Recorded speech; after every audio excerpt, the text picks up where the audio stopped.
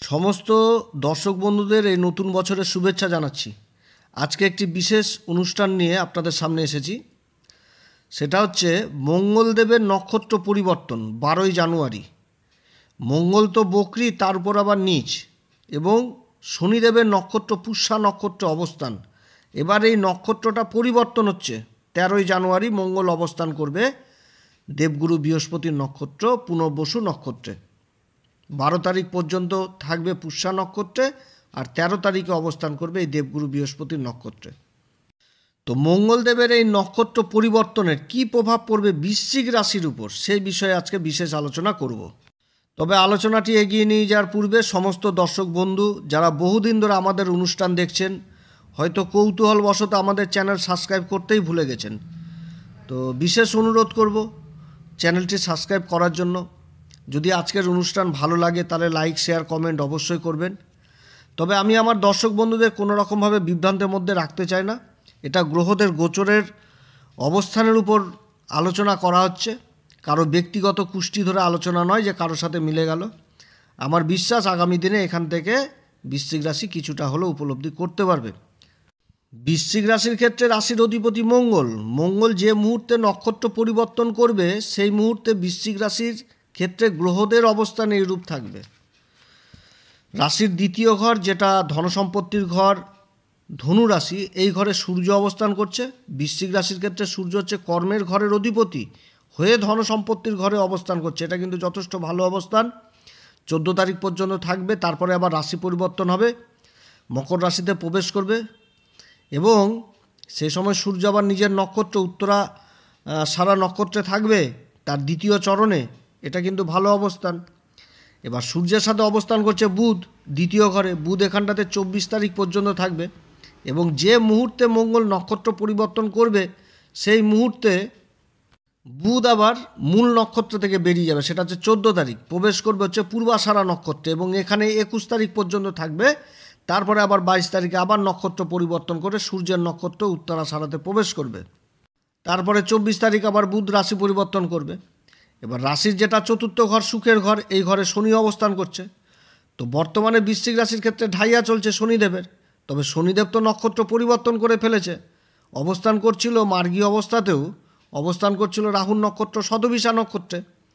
এবার নক্ষত্রটা পরিবর্তন করলো 27শে ডিসেম্বর।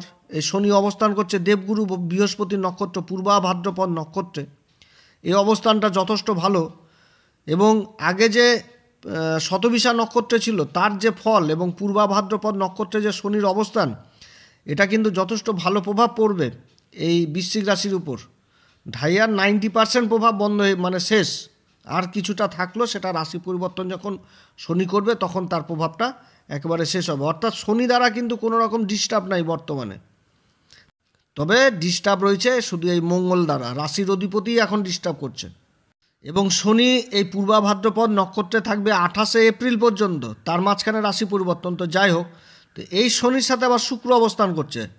বৃশ্চিক রাশির ক্ষেত্রে শুক্র হচ্ছে কি দ্বাদশ ঘরের অধিপতি এবং সপ্তম ঘরের অধিপতি। সপ্তম ঘরটা কি বৃষ রাশি, আর দ্বাদশ ঘর হচ্ছে তুলা রাশি। বৃষ রাশিতে আবার দেবগুরু বৃহস্পতি অবস্থান করছে। তো যাই হোক, শুক্র এই দুটি ঘরের অধিপতি হয়ে কেন্দ্রে অবস্থান করছে কুম্ভ রাশিতে, শনির সাথে জুতি তৈরি করেছে, এবং তাদের মিলিত জুতির দৃষ্টি পড়ছে কর্মের ঘরে, অর্থাৎ কেন্দ্রের অধিপতি কেন্দ্রেই অবস্থান, এটাও ভালো।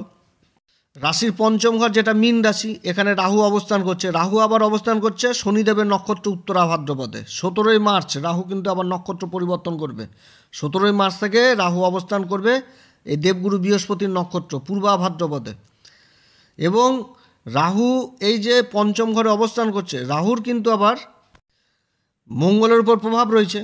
পঞ্চম মানে মঙ্গলের উপর দৃষ্টি দিচ্ছে, আবার রাশির উপরেও কিন্তু দৃষ্টি দিচ্ছে এই রাহু, মানে প্রভাব থাকছে এক কথায়। রাশির সপ্তম ঘর যেটা হচ্ছে বৃষ রাশি, এই ঘরে অবস্থান করছে দেবগুরু বৃহস্পতি, এবং দেবগুরু বৃহস্পতি বক্রী অবস্থায় রয়েছে চন্দ্রদেবের নক্ষত্র রোহিণী নক্ষত্রে, এবং রাশির উপর দৃষ্টি দিচ্ছে। দেবগুরু বৃহস্পতির পঞ্চম দৃষ্টি লাভের ঘরে পড়ছে, সপ্তম দৃষ্টি রাশির উপর পড়ছে, নবম দৃষ্টি পড়ছে পরাক্রম পুরুষার্থের ঘর তৃতীয় ঘর মকর রাশির উপর। আর দেবগুরু বৃহস্পতির দৃষ্টিতে অমৃত ধারা থাকে। রাশির নবম ঘর যেটা হচ্ছে ভাগ্যের ঘর, কর্কট রাশি, এই ঘরে অবস্থান করছে রাশির অধিপতি মঙ্গল, বক্রী অবস্থায় রয়েছে, তার সাথে নীচ। এতদিন ছিল শনির নক্ষত্রে, এবার নক্ষত্র থেকে পরিবর্তন করছে, প্রবেশ করবে হচ্ছে দেবগুরু বৃহস্পতির নক্ষত্র পুনর্বসু নক্ষত্রে। রাশির একাদশ ঘর যেটা হচ্ছে কন্যা রাশি, এই ঘরে অবস্থান করছে কেতু। কেতু আবার 11ই নভেম্বর নক্ষত্র পরিবর্তন করেছে, চন্দ্রদেবের নক্ষত্র থেকে বেরিয়ে সূর্যদেবের নক্ষত্র উত্তরা ফাল্গুনিতে প্রবেশ করেছে এবং জুলাই মাসের 20 তারিখে আবার নক্ষত্র পরিবর্তন করবে। তখন কেতু অবস্থান করবে শুক্রদেবের নক্ষত্র পূর্বা ফাল্গুনিতে প্রবেশ করবে এবং এই কেতুর উপর দেবগুরু বৃহস্পতির আবার শুভ দৃষ্টি রয়েছে। তো এই রূপ হচ্ছে গ্রহদের অবস্থান, যে মুহূর্তে মঙ্গল নক্ষত্রটা পরিবর্তন করবে। তো রাশির অধিপতি মঙ্গল বক্রী প্লাস নিজেকে নীচ এবং অবস্থান করছে শনির নক্ষত্র পুষ্যাতে। তো এই অবস্থানটা মঙ্গলের জন্য ভালো না, তবে মঙ্গলের নীচ ভঙ্গ হচ্ছে দেবগুরু বৃহস্পতির দ্বারা এবং দেবগুরু বৃহস্পতির শুভ দৃষ্টি রাশির উপর পড়ছে, এটাও ভালো। কিন্তু তা সত্ত্বেও বিভিন্ন রকম সমস্যা এই সময় হচ্ছে, কারণ মঙ্গল তো শনির নক্ষত্র অবস্থান করছে এবং শনির সাথে ষষ্ঠাষ্টক যোগ তৈরি করছে, আবার শনির উপর দৃষ্টি পড়ছে। সেরকম আবার শনিরও দৃষ্টি পড়ছে মেষ রাশির উপর, যেটা হচ্ছে মঙ্গলেরই রাশি মেষ রাশি, এবং অপরদিকে রাহুর আবার দৃষ্টি পড়ছে শনির উপরে, সেরকম দৃষ্টি পড়ছে রাশির উপরে, আবার শনিরও দৃষ্টি রাশির উপর পড়ছে। কিন্তু যেহেতু শনি নক্ষত্র পরিবর্তন করেছে, যার জন্য কিন্তু শনির পাপ প্রভাবটা নাই, কিন্তু এখন মঙ্গলের দিক থেকে সমস্যা তৈরি হয়েছে। গ্রহ যখন বক্রী হয় তখন তার কিন্তু চেষ্টা বলে বৃদ্ধি পায়। তো শনি আর মঙ্গল হচ্ছে পাপ গ্রহ, তো শনি যখন বক্রী হয়েছিল তাহলে শনির চেষ্টা বলে বৃদ্ধি পেয়েছিল, তাহলে তার পাপ প্রভাবেও বৃদ্ধি পেয়েছিল। এবং শনি একটি রাশিতে 2.5 বছর পর্যন্ত থাকে, খুব স্লো চলে, ধীর গতিতে চলে। তো শনি বৃশ্চিক রাশির ক্ষেত্রে সে সময় অনেক সমস্যা তৈরি করেছিল, যে কর্মক্ষেত্রে একটা ধীর গতি নিয়ে চলে আসা, হ্যাঁ, একই কর্ম বারবার করে করা, একটা মানসিক অবস্থা খুবই খারাপ করে দেওয়া, বাধাপ্রাপ্ত করা, মায়ের সুখ থেকে বঞ্চিত করা বা মায়ের সাথে মতবিরোধ তৈরি করা, বাড়িতে একটা অশান্তির পরিবেশ তৈরি হয়ে যাওয়া, কিছুই হলো না কিন্তু অনেক কিছু ঘটে যাওয়া, এরকম কিন্তু তৈরি হচ্ছিল। কিন্তু 15ই নভেম্বর যখন এই শনি মার্গী হলো তখনও কিন্তু রাহুর নক্ষত্রে ছিল। এবার 27শে ডিসেম্বর শনি নক্ষত্র পরিবর্তন করে প্রবেশ করছে দেবগুরু বৃহস্পতির নক্ষত্রে। তাহলে এই পরিবর্তনটা যথেষ্ট ভালো। পূর্বা ভাদ্রপদ নক্ষত্র, এই নক্ষত্রের সম্পর্কে আমি অনেক কিছু আলোচনা করেছি। অর্থাৎ দেবগুরুর যে গুণগুলো, সেই গুণগুলো কিন্তু এবার শনি দ্বারা প্রকাশ পাবে। দেবগুরু বৃহস্পতি কিসের কারক? দেবগুরু বৃহস্পতি হচ্ছে মায়া, মমতা, শিক্ষার ভাণ্ডার, জ্ঞানের ভাণ্ডার, ধনসম্পত্তির কারক, পর উপকারিতার কারক, ঈশ্বরীয় শক্তির কারক, ধর্মের কারক, আদর্শবাদী নীতি, একটা দার্শনিক মনোভাব, এগুলো কিন্তু যথেষ্ট চলে আসবে শনির মাধ্যমে এবং ইফেক্টটা পড়বে রাশির উপরে, যেহেতু রাশির উপর দৃষ্টি দিচ্ছে। তাহলে শনির দ্বারা যে ইফেক্ট, সেটা কিন্তু বর্তমানে নাই বলতে গেলেই চলে। যে ঢাইয়ার যে একটা কুপ্রভাব, এটা 90% কেটে গেছে। কিন্তু মঙ্গল হয়ে আছে কি নীচ, তার সাথে আবার বক্রী এবং তার সাথে শনিদেবের নক্ষত্র পুষ্যা নক্ষত্রে অবস্থান। এবার মঙ্গল কিসের কারক? চঞ্চলতার কারক, অধৈর্যের কারক, সাহসের কারক, পুরুষত্ব পরাক্রমের কারক, একটুতেই ধৈর্য হারিয়ে ফেলা, মেরে যাওয়া, তেড়ে যাওয়া, কারোর সাথে বাকবিতণ্ডায় জড়িত হয়ে যাওয়া। তো এইগুলো হচ্ছে মঙ্গলের থেকে দেখা যেতে পারে। মঙ্গল তো বক্রী হয়েছে, তারপর আবার নীচ, তাহলে এইগুলোও যথেষ্ট প্রভাব বৃদ্ধি পেয়ে গেছে। এবং তারপর আবার শনির নক্ষত্র অবস্থান করে শনির সাথে ষষ্ঠাষ্টক যোগ তৈরি করেছে এবং শনির উপর দৃষ্টি দিচ্ছে। এবং এই সময় শনি আর শুক্রের উপর দৃষ্টি রয়েছে মঙ্গলের, এবং অপরদিকে রাহুরও দৃষ্টি থাকছে মঙ্গলের উপরে। তো যথেষ্ট কিন্তু এগুলো বেড়ে গেছিল। এবার কি হচ্ছে, এই নক্ষত্র যখনই পরিবর্তন করবে তখন কিন্তু এই মঙ্গল অনেকটা শান্ত হয়ে যাবে। কারণ দেবগুরু বৃহস্পতির নক্ষত্র পুনর্বসু নক্ষত্র, এই নক্ষত্রের অনেক কথা আলোচনা করেছি, যে আমাদের জ্যোতিষশাস্ত্রে এই নক্ষত্রের সিম্বল চিহ্ন হচ্ছে কি ধনুষবাণ। এবার মঙ্গল হয়ে গেছে সেনাপতি, এবার সেনাপতির হাতে চলে এসছে ধনুষবাণ। তাহলে কি হবে, এখানটাতে একটা একাগ্রতার ব্যাপার উঠে আসছে, যে যখনই একাগ্রতা করবে তখনই কিন্তু লক্ষ্যভেদ হবে। অর্থাৎ যে কোনো কর্ম করতে গেলে মন শান্ত করে একাগ্রতা সহকারেই করতে হবে, তাহলে এই সময় সাকসেস পাওয়া যাবে যথেষ্ট। তবে শনির নক্ষত্রে যেটা ফল দিচ্ছিল তার সাথে এই পুনর্বসু নক্ষত্রের ফলের মধ্যে কিন্তু তফাৎ থাকবে এই সময়। আর সবথেকে ভালো জিনিসটা হচ্ছে যে এই সময় আবার শনি এবং মঙ্গল, এই দুটি তো পাপী গ্রহ, ক্রূর গ্রহ, এই দুটি গ্রহই কিন্তু দেবগুরু বৃহস্পতির নক্ষত্র অবস্থান করছে। এই অবস্থানটা এই সময় বৃশ্চিক রাশির জন্য যথেষ্ট ভালো হতে যাচ্ছে। মঙ্গলের চতুর্থ দৃষ্টি পড়ছে ব্যয়ের ঘর যেটা হচ্ছে তুলা রাশি, তুলা রাশির অধিপতিকে, তুলা রাশির অধিপতি হচ্ছে শুক্র, শনির সাথে অবস্থান করছে। তাহলে মঙ্গলের দৃষ্টি এই শুক্র শনির ওপর পড়ছে, আবার উচ্চ ঘর মকর রাশিতেও পড়ছে।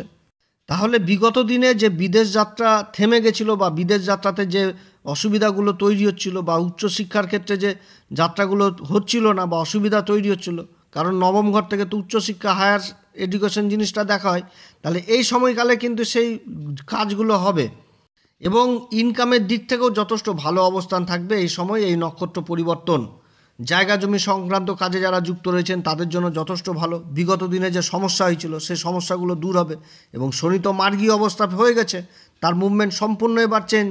আর ওই চতুর্থ ঘর অবস্থান করছে জায়গা জমির ঘর, মায়ের ঘর, মায়ের সাথে যে একটা মনোমালিন্য ছিল, মায়ের সাথে যে একটা সম্পর্ক খারাপ ছিল, এগুলোও যথেষ্ট ঠিক হবে। আত্মীয় স্বজনদের সাথেও সম্পর্ক এই সময় যথেষ্ট ঠিক হবে। দেবগুরু বৃহস্পতির লাভের ঘরে দৃষ্টি পড়ছে এবং রাশির উপর দৃষ্টি পড়ছে। আর রাশির অধিপতি মঙ্গল দেবগুরু বৃহস্পতির নক্ষত্র অবস্থান, এটা কিন্তু কী হবে যে একাধিক আয় ইনকাম যথেষ্ট আবার চালু হবে। একে তো শনি মার্গী, এবার মঙ্গলের এই নক্ষত্র পরিবর্তন, এটা যথেষ্ট ভালো পরিবর্তন। আয় ইনকাম যথেষ্ট বৃদ্ধি পাবে এই সময়কালে। যারা হোটেল ব্যবসার সাথে জড়িত, খাবারের প্রোডাক্টের কাজে জড়িত, রেস্টুরেন্টের কাজে জড়িত, তাদের জন্য যথেষ্ট ভালো। এবং যে কম্পিটিশন রেগুলার থাকে মানে কর্মক্ষেত্রে, যে একে অপরকে এগোতে না দেওয়া, তো সেই ক্ষেত্রেও কিন্তু এই সময় বৃশ্চিক রাশি যথেষ্ট এগিয়ে যাবে এবং নিজের আদর্শবাদী নীতি, দার্শনিক মনোভাব যথেষ্ট চলে আসবে কর্মক্ষেত্রে, যে কিভাবে নিজের ফিউচারটাকে তৈরি করা যায়, কিভাবে এগিয়ে যেয়ে নিজের ভবিষ্যৎকে তৈরি করা যাবে, কিভাবে সেভিংস জিনিসটা করতে হবে, এগুলো কিন্তু চলে আসবে। কারণ কর্মের অধিপতি এই সময় কিছু সময়ের জন্য থাকবে, তারপর তো আবার চলে আসবে পুরুষার্থ পরাক্রমের ঘরে, অর্থাৎ কর্মের দিকে যোগাযোগ জিনিসটা যথেষ্ট ব্যাপক করবে এই সূর্যের অবস্থান। এবং লাভের ঘরের অধিপতি বুধ 24 তারিখ পর্যন্ত ধনসম্পত্তির ঘরে থাকবে। তো এই পজিশনগুলো যথেষ্ট ভালো থাকছে এই নক্ষত্র পরিবর্তনে। তারপরে 21 তারিখে তো মঙ্গল আবার রাশি পরিবর্তন করবে, তখন একটা বিশেষ আলোচনা করব যে রাশির অধিপতি অষ্টম ঘরে অবস্থান। তো যাই হোক, সেই সময়টা এখনও আসেনি, তবে এই যে নক্ষত্র পরিবর্তন করছে, এই নক্ষত্র পরিবর্তন যথেষ্ট ভালো পরিবর্তন হতে যাচ্ছে এই বৃশ্চিক রাশির ক্ষেত্রে। কারণ শনি যে ঢাইয়ার প্রভাব, শনির প্রভাব তো কেটেছে, 90% কেটে গেছে, কিন্তু যে মঙ্গলের প্রভাবটা ছিল, যে রাশির অধিপতি বক্রী প্লাস নিজ ভাগ্যের ঘরে, নিজ ভঙ্গ হচ্ছে কিন্তু বক্রী তো আর তার উপরে এই নক্ষত্র পরিবর্তন হয়নি, যার জন্য অসুবিধা হচ্ছিল কিছুটা এই বৃশ্চিক রাশির ক্ষেত্রে। তো সেই অসুবিধাগুলো এবার দূর হবে। অনেক অসম্ভব কাজ এ সময় মানে সম্পূর্ণ হবে। কর্মক্ষেত্রে মান সম্মান যথেষ্ট বৃদ্ধি পাবে, তার সাথে কিন্তু ব্যয়ও হবে। আবার ব্যয়ের দিকটাও দেখতে হবে, মানে সুখের জিনিসের উপরেও কিন্তু ব্যয় হবে এই সময়কালে, অর্থাৎ এদিকেও কিন্তু যথেষ্ট সাবধান। এই সময়কালে একটু ঘোরাঘুরি, আনন্দ ফুর্তি যথেষ্ট বৃদ্ধি পাবে, একটা অ্যাডভেঞ্চার লাইফ থাকবে। যারা পাথরের ব্যবসার সাথে যুক্ত রয়েছেন, দামি পাথর, দামি টাইলসের কাজে যুক্ত রয়েছেন কিংবা রঙের কাজে যুক্ত রয়েছেন, তাদের জন্য এই নক্ষত্র পরিবর্তন যথেষ্ট ভালো হবে। যারা হস্তশিল্পী, তাদের জন্য যথেষ্ট ভালো এই সময়কাল, এই মঙ্গলের নক্ষত্র পরিবর্তন, এই যে পুনর্বসু নক্ষত্র অবস্থান। এবং যারা খেলাধুলার দিকে জড়িত রয়েছেন, তাদের জন্যও যথেষ্ট ভালো সময়। যারা সেনাবাহিনীতে যুক্ত হচ্ছেন বা সেনাবাহিনীতে কাজের চেষ্টা করছেন, তাদের জন্য যথেষ্ট ভালো সময় এই মঙ্গলের নক্ষত্র পরিবর্তন। মোট কথা, শনির নক্ষত্র থেকে যথেষ্ট ভালো অবস্থান এই দেবগুরু বৃহস্পতির নক্ষত্রে। এবং সবথেকে বড় জিনিসটা হচ্ছে যে শনি আর মঙ্গল দেবগুরু বৃহস্পতির নক্ষত্রে অবস্থান করবে, এটা কিন্তু সবথেকে ভালো জিনিস এই বৃশ্চিক রাশির ক্ষেত্রে এই সময়কালে হতে যাচ্ছে। তো যাই হোক, অনেক কথা আলোচনা করলাম বৃশ্চিক রাশি। তবে বৃশ্চিক রাশিকে একটাই কথা বলবো, যে মাথা গরম কোনো রকমভাবে করা চলবে না, কারোর সাথে বাকবিতণ্ডায় জড়িত হওয়া চলবে না। কে কি করছে গুলি মারা, নিজের কাজ নিজেকে করতে হবে। সমাজ কি বলল, সমাজকে দেখে আমার লাভ নাই, আমাকে নিজেকে দেখতে হবে। আমার যে ঢাইয়ার পিরিয়ড, যে দুঃখের সময় গেছে, যে সময় পরিস্থিতি চ্যালেঞ্জের মুখে হয়েছিলাম, তখন তো কোনো সমাজ আমার পাশে দাঁড়ায়নি। অতএব এই সময়ে নিজের একাগ্রতা, নিজের ফোকাস নিজের কর্মক্ষেত্রের দিকে দিতে হবে, যে কিভাবে নিজের কর্মকে এগোনো যায়, কিভাবে নিজের মান সম্মানকে সমাজের সামনে বৃদ্ধি করা যায়, এদিকে একাগ্রতা দিতে হবে। তাহলেই কিন্তু এই সময় কেল্লা ফতে, অর্থাৎ যথেষ্ট ভালো জায়গায় চলে যাবে এই বৃশ্চিক রাশি। তার সাথে কি বলবো, যে এদের একটা কী স্বভাব থাকে যে মানে কাজ শেষ হওয়ার মুহূর্তে নিজের পেশেন্সটা, নিজের ধৈর্যটাকে হারিয়ে ফেলে, তখনই গণ্ডগোল করে ফেলে, হওয়া কাজকে বানচাল করে দেয়।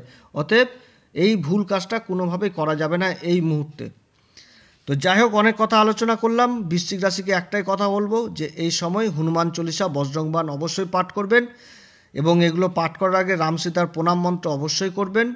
এগুলো করলেই যথেষ্ট। এবং তার সাথে নতুন বছর পড়ছে, অবশ্যই ভালো জ্যোতিষীর পরামর্শ নেবেন। একমাত্র জ্যোতিষী বলতে পারবে যে আপনার কোন কাজ, কোন উপাচার করলে আপনার জীবনে আরও উন্নতির জায়গাটা আসবে। আমাদের হোয়াটসঅ্যাপ নাম্বার দেওয়া রয়েছে, প্রয়োজন মনে করলে আমাদের সাথেও যোগাযোগ করতে পারেন। আমাদের সাথে যে যোগাযোগ করতে হবে এরও কোনো মানে নাই, আপনাদের আশেপাশেও ভালো জ্যোতিষী রয়েছে, তাদের সাথেও যোগাযোগ করতে পারেন। তো যাই হোক প্রিয় দর্শক বন্ধুরা, আজকে এতটুকুই। যদি এই পরামর্শ সত্যিই ভালো লাগে তাহলে অবশ্যই আমাদের এই অ্যাস্ট্রো এস এম বাংলা চ্যানেলকে লাইক, শেয়ার, সাবস্ক্রাইব অবশ্যই করবেন। আর কি, এরপরে আবার আসবো একটি নতুন পর্ব নিয়ে। আপনারা সবাই ভালো থাকেন, ঈশ্বর আপনাদের সবার মঙ্গল করুক। নমস্কার, ধন্যবাদ।